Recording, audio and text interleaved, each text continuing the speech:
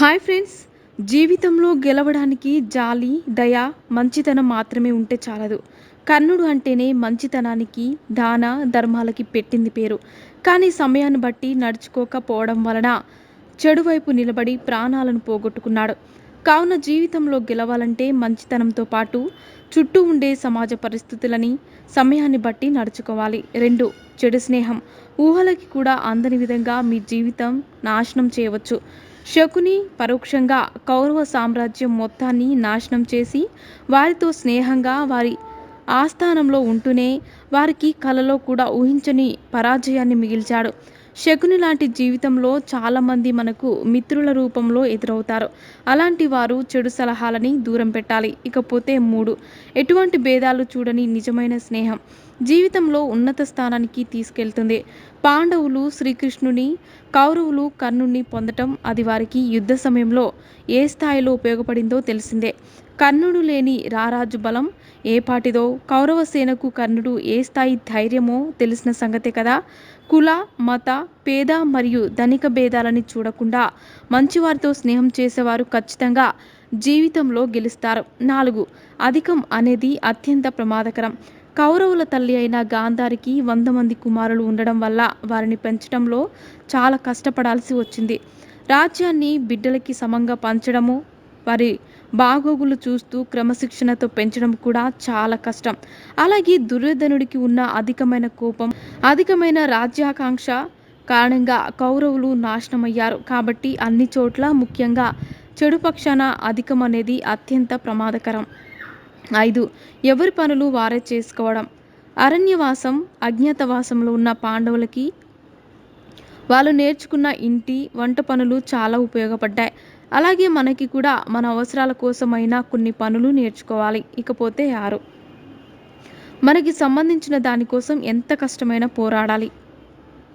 కౌరవులతో పోల్చుకుంటే పాండవుల సైన్యం చాలా తక్కువగా ఉన్న పాండవులు తమ కష్టాన్ని మాత్రమే నమ్ముకుని చిత్తశుద్ధితో పోరాటం చేసి విజేతలుగా నిలిచారు. 7. అతి ప్రేమ నష్టం కలిగిస్తుంది. ధృతరాష్ట్రుడు అటు బిడ్డల మీద ప్రేమ, ఇటు తను నమ్ముకున్న సిద్ధాంతాల మధ్య ఎలా నలిగిపోయాడో. కొడుకుల వినాశనం అంత తెలుసుకున్న వారి తప్పులని ఆపలేకపోయాడు. అదే ధృతరాష్ట్రుడు తన బిడ్డల మీద అంత ప్రేమను పెంచుకోక వారిని క్రమశిక్షణలో పెట్టి ఉంటే విషయం అంతవరకు వెళ్ళేది కాదేమో. ఎవరి మీద అయినా అతి ప్రేమ, అతి నమ్మకం నాశనానికి, మోసానికి దారితీస్తాయి. ఇకపోతే 8. విద్య జీవితాంతం నేర్చుకోవడమే మీకు ఉత్తమ బహుమతి. అర్జునుడు తన జీవితం ఆశాంతం విద్యలు నేర్చుకుంటూనే ఉన్నాడు. ద్రోణాచార్యుల వారి నుంచి యుద్ధశాస్త్రం, దైవ సంబంధమైన ఆయుధాల వాడకం, ఇంద్రుడు ద్వారా మహాదేవుడి నుంచి పాశుపతాస్త్రం, యుధిష్ఠరుడు, కృష్ణుడి నుంచి మరెన్నో రాజనీతులు, ఇలా ప్రతి దశలోనూ అభ్యసించటమే అర్జునుడికి ఓ ప్రత్యేక స్థానం దక్కింది. నిత్యం నేర్చుకోవడం వలన ఖచ్చితంగా విజయం సాధించవచ్చు. 9. కొన్నిసార్లు శత్రువులు కూడా మిత్రుల రూపంలో ఎదురవుతారు. కౌరవుల పక్షాన ఎంతోమంది ఉన్నా వాస్తవానికి వారిలో చాలామంది పాండవులకి సహాయపడ్డ వాళ్ళే. భీష్మ, విదుర, ద్రోణ రహస్యంగా పాండవులకి ఎంత సహాయం చేశారో తెలిసిందే. ఇక విదురుడు అయితే కౌరవుల ప్రతి అడుగు పాండవులకి మోసుకొచ్చిన వాడు కాదా. 10. స్త్రీలని ఆపదల నుంచి కాపాడడం. నిజానికి ద్రౌపది 5 భర్తలకు సంపన్నులు, అత్యంత బలవంతులు కూడా. కానీ సభా మందిరాన అవమానం ఆపలేకపోవడంలో విఫలమయ్యారు కదా. ఇకపోతే 11. అర్ధజ్ఞానం అత్యంత ప్రమాదకరం. పద్మవ్యూహంలోనికి ప్రవేశించడమే కానీ బయటపడడం తెలియక తనకున్న అర్ధజ్ఞానముతో అభిమన్యుడు వంటి మహావీరుడే నేలరాలిపోయాడు. ఏ పనిని అయినా పూర్తిగా తెలుసుకున్నాకే మొదలు పెట్టాలి. ఇలా తెలుసుకోకపోతే ఆ పనిని మధ్యలోనే వదిలేయాల్సిన పరిస్థితి వస్తుంది.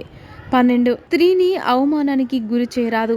కేవలం ద్రౌపదికి జరిగిన అవమానం వలన ఆమె కౌరవ సామ్రాజ్యం మీద పెంచుకున్న కోపం చివరికి కౌరవులని, వాళ్ళ సామ్రాజ్యాన్ని నామరూపాలు లేకుండా చేసింది. స్త్రీలు దేవతలతో సమానం. వాళ్ళని అవమానపరచడం అనేది చాలా పెద్ద పాపం. మరిన్ని ఇంట్రెస్టింగ్ అప్డేట్స్ కోసం మా ఛానల్ని సబ్స్క్రైబ్ చేసుకోండి.